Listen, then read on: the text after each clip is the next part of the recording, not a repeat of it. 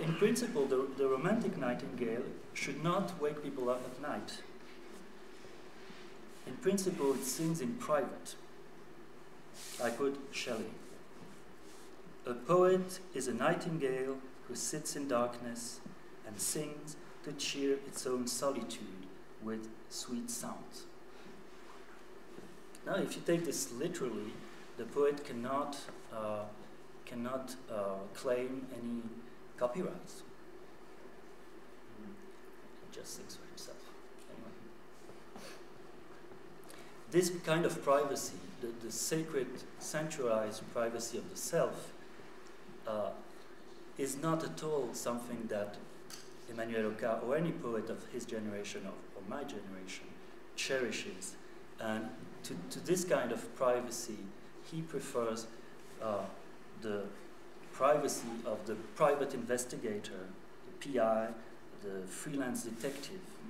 And in some text of his called My Private Life, he explains that between a large audience that is, how do you say, that is constantly overwhelmed by mercantile communication and the private circle of friends, he chose neither one nor the other, but what he calls addressees, correspondents. They can be patrons, they can be correspondents in the epistolary sense. And I quote him, "My intention is my addressee.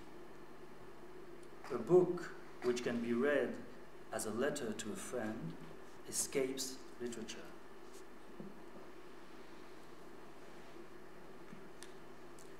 Anyway, the nightingale which woke him up that night, of course, was something that reminded me of bad literary memories. But it also was, and primarily was, as I believe it was, since I was there, a literal nightingale. Not only a real animal, a real bird, but a bird that sings only literally. Literally in all the senses, not in the same sense as there's a famous answer of Rimbaud in a letter to, I think, his mother, asking him or his sister what some poem of his meant, and he answered, you probably know that, it means what it says literally and in all the senses, well, tous les sens, all meaning. So it's that kind of literality that I'm referring to. Literal and in all meanings. And even the English nightingale has some subspecies that are, in a way, more robust, demythified or demetaphorized. As early as the time of Coleridge, these things are not simple, and I mean the symbolic use of the nightingale is a very tricky thing, even at this time. Coleridge, 4 years after the quotation that I made before, when he quoted Milton, 4 years after this first poem, but 4 very important years for him because he wrote his major poems and very important work during them. 4 years after that, he quotes Milton again and the nightingale, but this time it seems that he doesn't see at all the same animal. I quote, "Most musical, most melancholy bird. A melancholy bird? Oh, idle thought. In nature, there is nothing melancholy." The same quotation of Milton, but very different commentary. And then Coleridge in the poem advises poets to go into the fresh air instead of manipulate symbols and to enjoy the generosity and prodigality of life and nature, and more precisely in the case of the warble, of the variability of nature, in order to produce themselves joyous objects, objects of joy. And that's exactly what a poet as John Clare, at the same time more or less, a little later, did. John Clare is so-called peasant poet, but a very refined one. And many of his poems deal with peasant's life. And each time there's one of these rustic nightingales appearing in a poem, each time I saw one at least, it's to give the desire, the immediate desire, to imitate it, but to imitate it literally, by whistling or singing. I quote, "Spell-struck, the wandering boy listens again, again the sound he hears, and mocks it in his song for the very joy. Et le garçon surpris, ensorcelé, écoute encore, encore entend le son, le moque en l'imitant pour le plaisir. The plowman feels the thrilling music as he goes along and imitates and listens. Le laboureur ressent la musique enivrante en marche, il imite, il écoute. Without a rule, pleases only to blasé persons who have gorged on regular beauty. But Hocquard should have tried to spend a whole day in front of his pepper plants.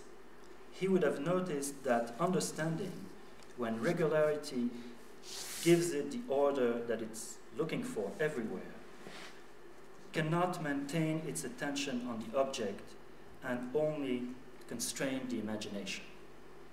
Nature, on the contrary, which is, in those parts, prodigious, abundant in its variety, to the point of luxuriance, and which is not constrained by any artificial rule, can permanently feed the taste. Even the song of birds, to which we cannot apply any musical rule, seems to have more freedom, therefore more taste, than the song of a human being, be it in agreement with musical rules. Indeed, we tired much faster of this human song when it is often repeated. Still, in the case of a bird, we probably confuse our sympathy for the joy of a small creature that we like with the beauty of its song. Because when it is exactly imitated by a human voice, like the notes of the nightingale can be, it becomes perfectly bland to our ears. Note that for Kant, the song of the nightingale is gay. It's a joyous song. It's not a melancholy song. So we have here the paradox of perfect imitation of nature, which is perfectly disappointing because it is imitation and not nature.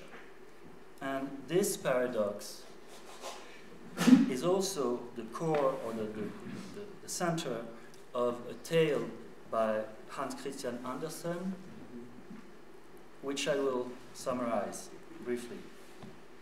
A nightingale inspires everyone, fishers, poets. The emperor invites it in his garden and enjoys his song until he is offered a mechanical nightingale, whose song is predictable, analyzable, and which detracts the attention of the public and also makes the real nightingale flee. But it breaks down, the mechanical. So the emperor begs the nightingale to come back, and the nightingale accepts to come back only on the condition of not being detained, not being locked up anymore.